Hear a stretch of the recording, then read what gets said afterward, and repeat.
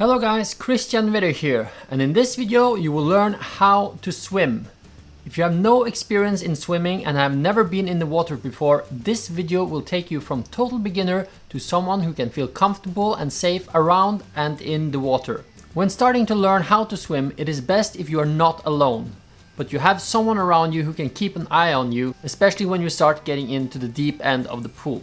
It is also easier and more comfortable to learn this in a pool or a calm lake than in the ocean where there is waves. It's also more comfortable if you have a mask or swimming goggles so you can see underwater. That way it will feel less claustrophobic. So let's start. Number 1, floating. You should always remember that as long as you have full lungs, you are naturally floating in the water. So try this. Go to the shallow end of the pool where you can stand. Take a deep breath and curl your body up like a ball, like you see me do in the video right now. When doing this, you will feel that you are floating and staying at the surface of the water. Now I want you to breathe out all the air you have in your lungs, and you will see that your body is sinking to the bottom.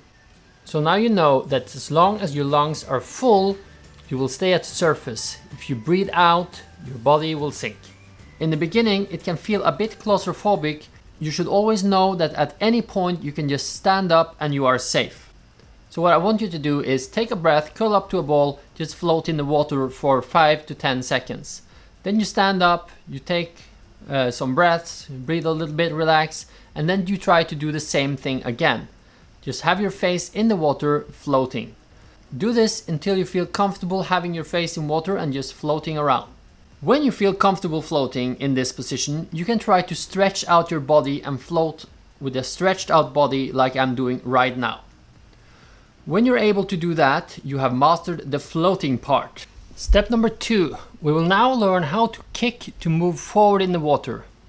There is 3 parts to the kick. 1, pulling the legs in, 2, flexing your legs while kicking out, and 3, collecting your feet together and stretching your ankles. To learn and get comfortable with doing the movement, you can hold on to the edge of the pool while practicing to pull your legs in, kicking and collecting again and again. It will take some practice to get the move automated so it feels natural, but it's not very hard. When you feel like you got the movement right, you can grab hold of a floating board or anything that floats. Even a big empty water bottle with a cap on will do. This is to keep your upper body and head above water while you practice the kicks when moving forward in the water. When this works okay for you, you can try to float on your back without holding on to anything and just practice the kicks if you like. You don't have to hold your breath while swimming on your back. Just take smaller breaths, and remember, as long as you don't breathe out all the air in your lungs, you will float. When this feels comfortable, you can move on to step 3. Which is using your arms. You can start practicing the movement while standing with just your head above the water. Stretch your arms out forward, move them around while holding them straight and then collecting them. You put your palms together and stretch your arms out over your head again. You should also twist your palms outward when pushing the water around your body. When you get the movement, you can try to lay on your belly, stretch out your body and use your arms to move forward. You use the arms to push your body forward and up so you don't sink in between the breaths. With some practice, you should be able to do this with no problem. In step 4, we will combine using arms and legs. You will now pull your legs in, kick with your legs while you stretch out your arms. As you collect your feet, you start moving your arms around and glide forward in the water. You repeat the motion and you are now swimming. In the beginning, it will probably be most comfortable to swim with your head above water at all time. But when you get good at it, you can try to put your head down in the water as you start kicking. And when you pull your arms around, they will push your upper body with your head out of the water. When swimming like this, you breathe in when your head is above water. You then breathe out while your head is underwater.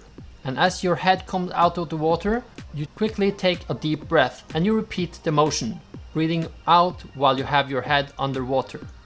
This is so that your body is more stretched out and you will be able to swim faster than if you keep your head above water all time.